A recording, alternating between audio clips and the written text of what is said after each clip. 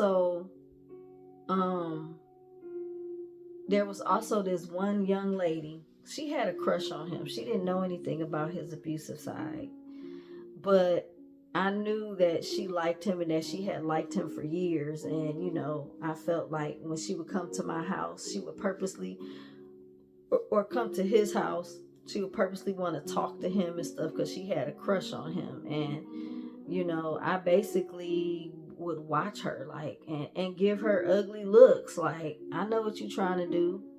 But the stupid part is, I'm in an abusive relationship. This girl is free. You know what I'm saying? But I'm sitting here acting like you ain't about to take my man. It's like, girl, I should have been like, girl, you can have him. Take us crazy, but maybe he won't abuse you. I don't know what made him do that to me. I didn't know at the time. So he explained to me one day that when he was living with his dad started to beat on him. And that's what changed him. He didn't come back the same person that he was when we, lost connection with each other when we were teenagers. When he came back, he was a monster and I didn't know it. I'm thinking I'm getting back the same handsome teenage guy. It's only been a few years. We just gonna pick up where we left off. But little did I know, this man went through some hell of his own and came back wicked, you know. So, I can't tell you every single abuse story that I went through because we'll be here all day. But just know I went through some stuff and it was not good. It's times where I thought I was gonna die. I thought, it was it for me. But God saved me each and every time. So how did I get out? Well, what happened was, okay, I didn't have any contact to the outside world. When I came, I had my cell phone. Eventually he took it, and back in this day, you would pay to put minutes on your phone. So I had no more control over my check. So he was back to, controlling all the money because he didn't have a job. He didn't have anything. So I was paying his mom a high amount of rent, higher than it should have been, to be honest.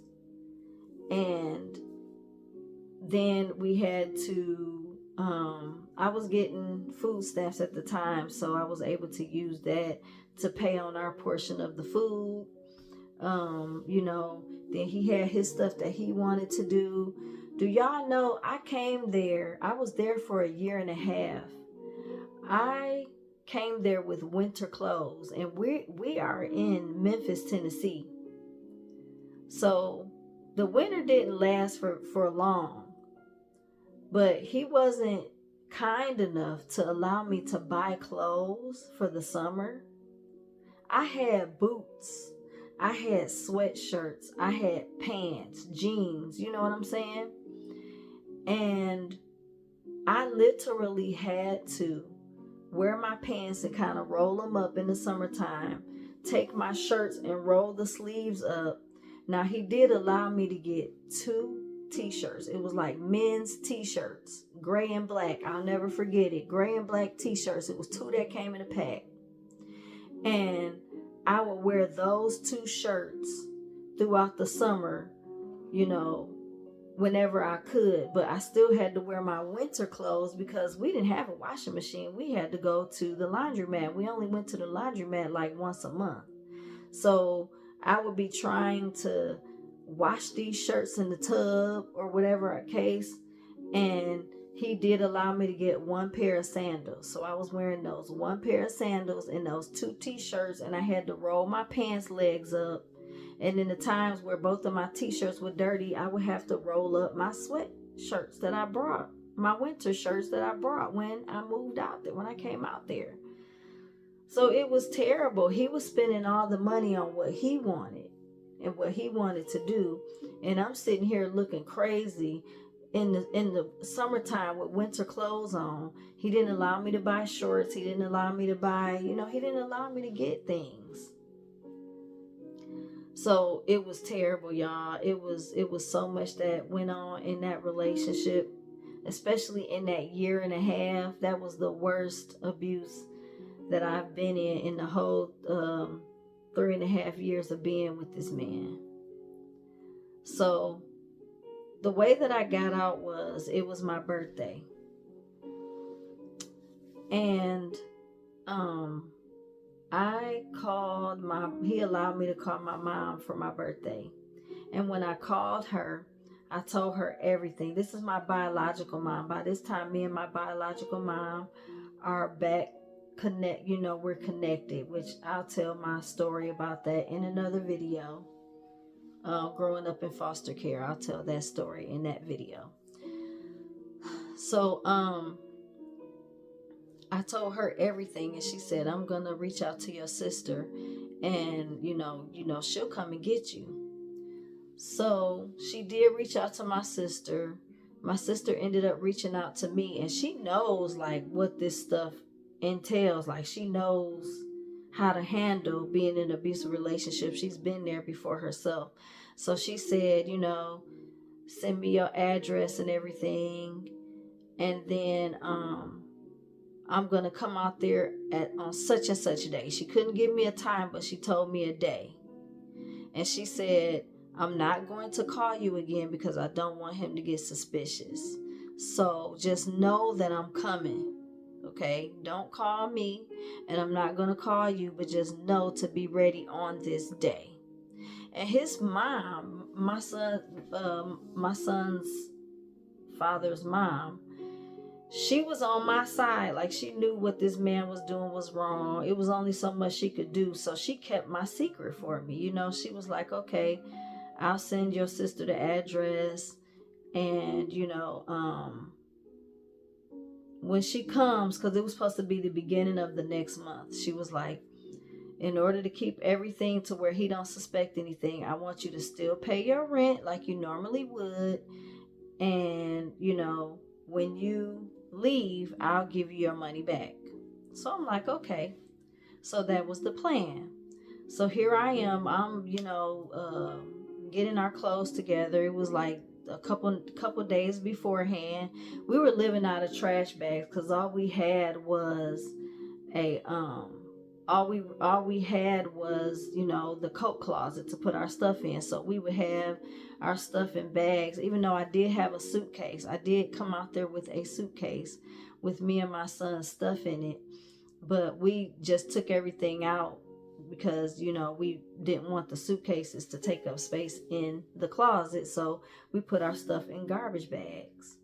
And so he didn't know that the last time that we did laundry, which was, like on the 1st of the month, I think my sister came on like the 3rd or something like that. So it's my job to fold the clothes and put them away. So I was putting me and my son's clothes in a separate garbage bag for us to, leave. And then I left a few outfits out to make it look normal because, we would only have that top shelf in the coat closet to put all of our clothes. So I would fold up his stuff and put it up there, fold my stuff, fold Michael's stuff up and put it up there. And so I only put a few outfits up there. And the rest, I separated the clothes and put me and Michael's stuff in the bag. And, he didn't notice. So on the day that my sister came, me and Michael and Michael Jr., we went to the grocery store. I paid the rent like I was supposed to, right? We went to the grocery store. I used my food stamps to get some of the groceries that we needed because, all of us would pitch in to pay, a certain amount of groceries because we all got food stamps or whatever. So we went, got our stuff, and while we were out, his mom called his phone and asked to speak to me, and she told me, your sister is here. So he's hearing all of this.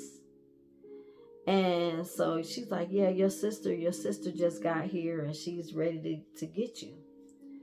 So the whole way back, he's begging and pleading for me not to leave. And, like all this is happening up under his nose and he didn't even know it. He had no idea that I was getting ready to leave him that day.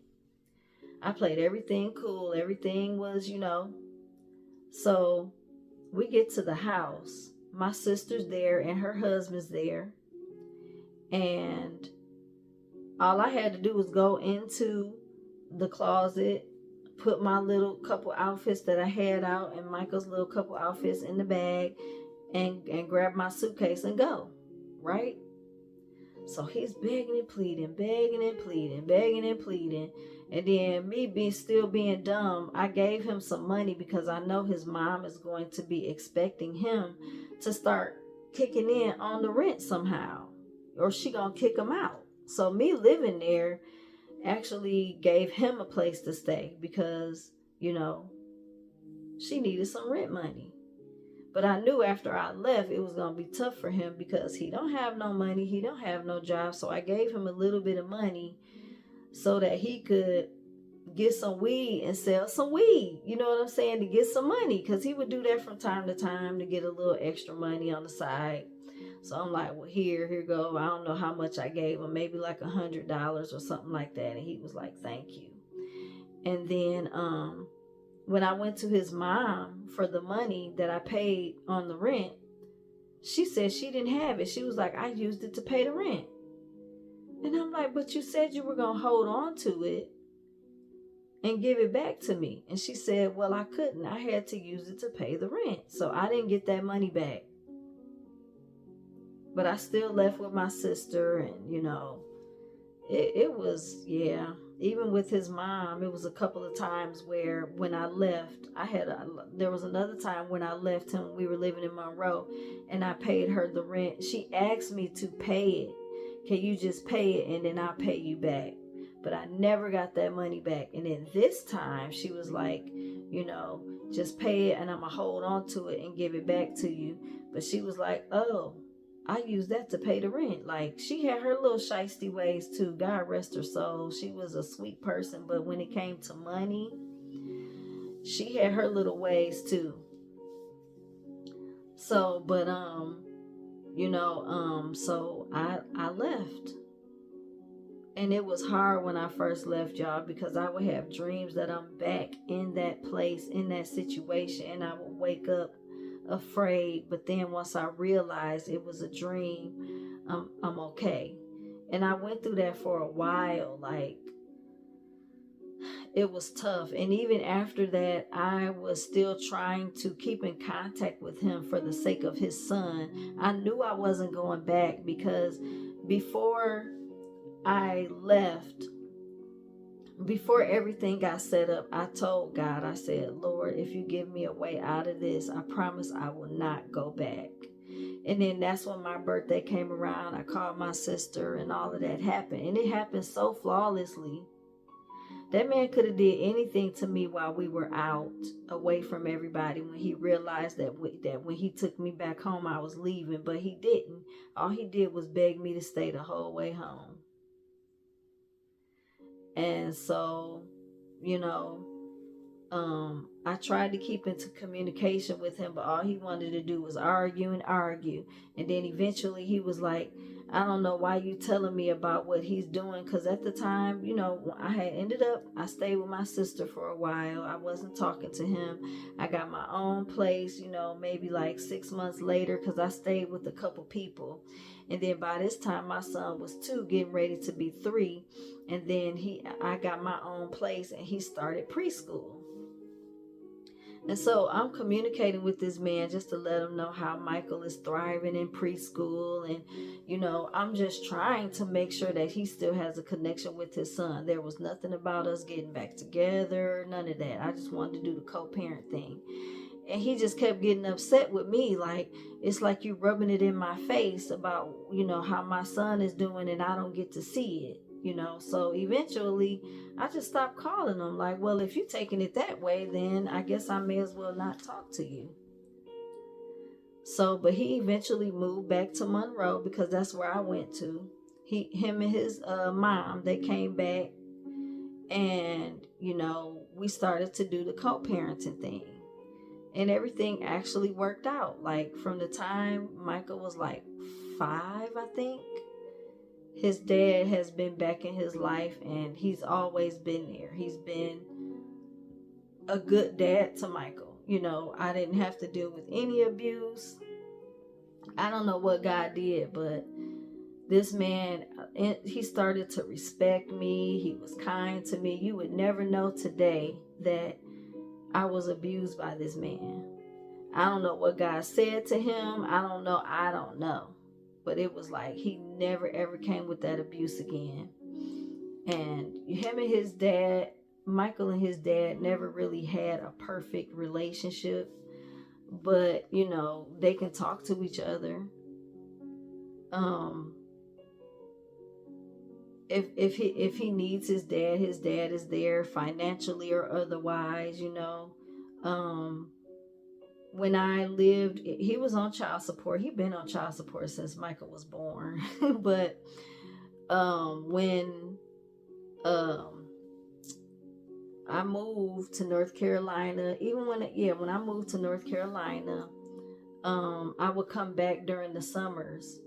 And I think even when I lived in Atlanta, he did the same thing. When we would come back for the summers, Michael's dad would pay for Michael's way home, whether we took a plane or we took a bus, whatever it is. If I say, hey, Michael's plane ticket is this much, he'll just send the money. He don't need no proof, nothing. He just sent, okay, Michael needs some more school clothes. Boom, he'll send me $150, $200, whatever, and still be paying his child support.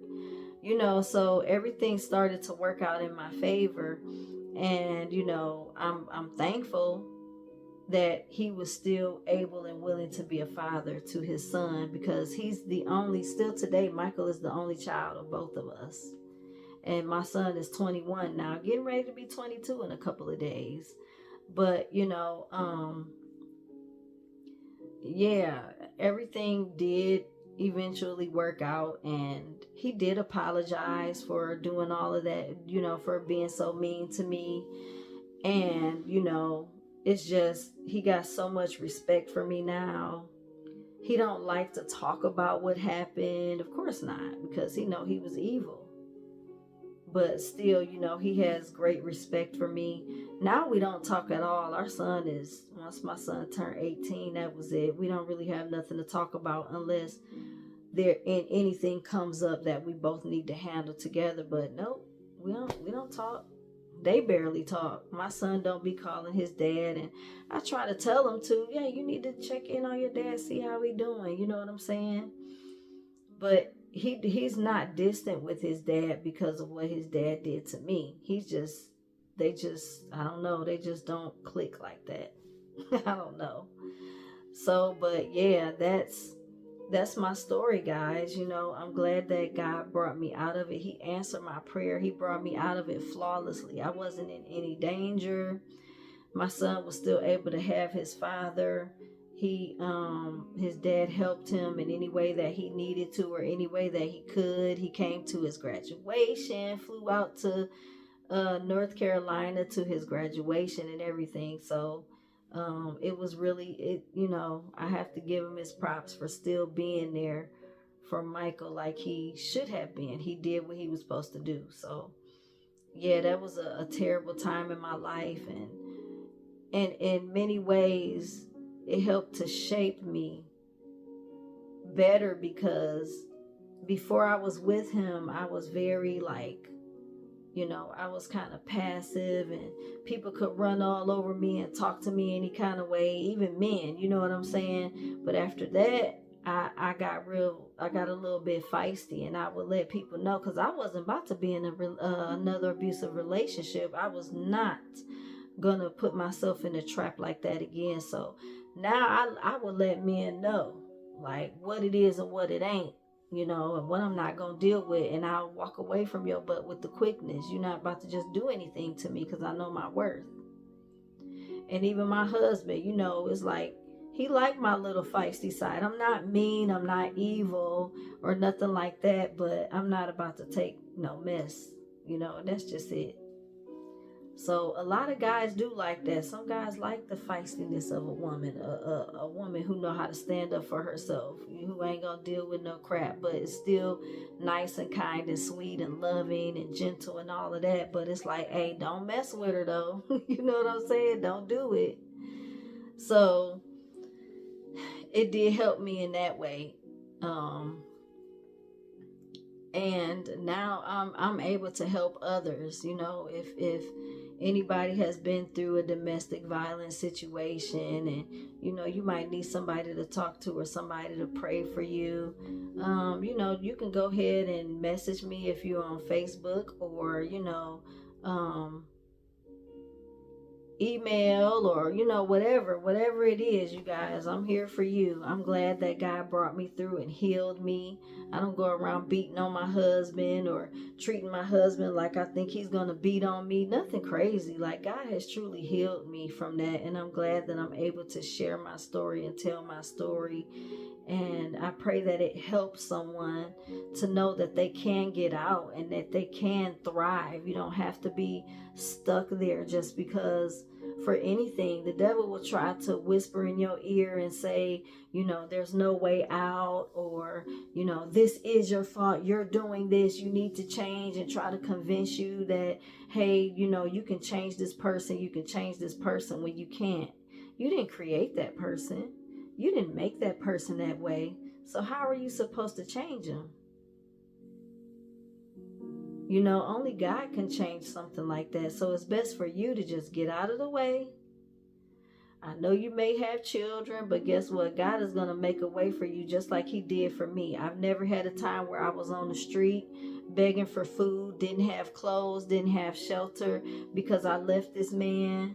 No, God took care of me and my son, and he's still doing it today. He gave me a good husband who loves me unconditionally, who would never raise his hand to me, who would never talk down to me, who would never physically, emotionally, mentally, none of that, abuse me in none of those ways. So it's a blessing waiting for you on the other side. Yes, the grass is greener on the other side. You better use the door and walk out. And it's going to be hard at first. It was hard for me. But you have to do that for yourself, so you don't end up in, you know, a bad situation to where it's too late. So I encourage you guys, please get help. Pray and ask God for a way out, and he'll give it to you. And when he gives it to you, take it and don't look back. This time I didn't look back. I did not look back to that situation. Once the coast was clear and everything was calm, I wanted a relationship for my son, and God allowed me to have that. But I never went back to that man ever. And I'm thankful. And he's told me, I'll never find another woman like you. He's told me this himself. And you know, hey, I don't know. I'm not going to sit here and say, yes, I'm the best woman ever. But, you know, he won't ever find anyone like me for himself. And he realizes that. And I know he regrets what he did, but he would never, ever, ever fix his mouth to ask me to get back in a relationship with him, because he knows he don't deserve it. He's never asked me to get back with him. If anything, he would always try to do something to help me, or to, you know what I'm saying? Like one year he took Michael to Cedar Point, and he asked me if I wanted to go, and I went, and he paid for everything. He didn't say nothing about being back together, no family stuff, nothing. We just enjoyed our son at Cedar Point, came back home. I went back to my life, he went back to his life, and that was that. So I'm thankful. I don't know. God will make your enemies your footstool, and that's exactly what he did. That word is so real. That man would never yell at me today, cuss at me. Even if he accidentally said a cussing word, he'll correct himself. Back then, he wouldn't do that. I'd be all kind of bees and everything in the book. So allow God to bring you out, because that's not his will for your life. And when you get out, you heal. You don't look back. You move forward and you heal. And then once you heal, you'll be able to come and tell your story and help free other women who's going through. So I'm here for you, y'all. This was back when I was in my early 20s. I'm 44 now. And I'm thankful that I've healed from that situation. I'm so grateful. I went from growing up in abusive foster care to being in an abusive relationship. But once I got free from that, I never went back to no abuse. So I'm thankful and grateful. God is so good, and he can do the same for you. You just got to want it too. You got to want it bad enough to where you know that you deserve freedom, and you deserve, you know what I'm saying, to be able to love yourself. Because it starts within you. So don't allow that devil to keep you there. That thing is a demon. That man that's abusing you, or that woman that's abusing you, because men go through abuse too. It's a demon. And you got to get away from that thing, because that thing is there to kill you. That's the whole purpose. They're going to abuse you until they kill you. And if you don't want that to happen, you have to get out of there. I told you that man had a knife to my throat a couple of times. And if it wasn't for the grace of God on my life, he probably would have slit my throat. But I'm thankful. I'm thankful that God kept me. And he will keep you too. But you got to want to be kept. You got to take that open door when God opens it for you to get out. You got to go through it. All right. So thank you guys so much for listening to my story. I pray that, it will help somebody. Remember, reach out to me if you need help, you need prayer, whatever the case may be. I'm here for you, because I needed people to be there for me too. All right, so I love you guys. I love you guys. Remember to love yourself, and remember that God loves you more than anybody ever could. So turn to him, because he's there with his arms open, ready to receive you, ready to help you. All you got to do is ask him for it and be willing to receive it. Okay, you guys. So again, please don't forget to like, comment, and share. If you enjoyed this video, or if it was a blessing to you, please make sure to hit the subscribe button and hit that post notification bell so you'll be notified when we come back with another video, or whenever we come back live. All right, so thank you guys so much once again for watching. Please, I want to hear from you in the comments. If you have a story to share, or just a comment or question or whatever, I would love to hear from you in the comments. I do respond to comments, so holler at me. All right, I love you guys, and I'll see you on the next video. God bless you. Bye.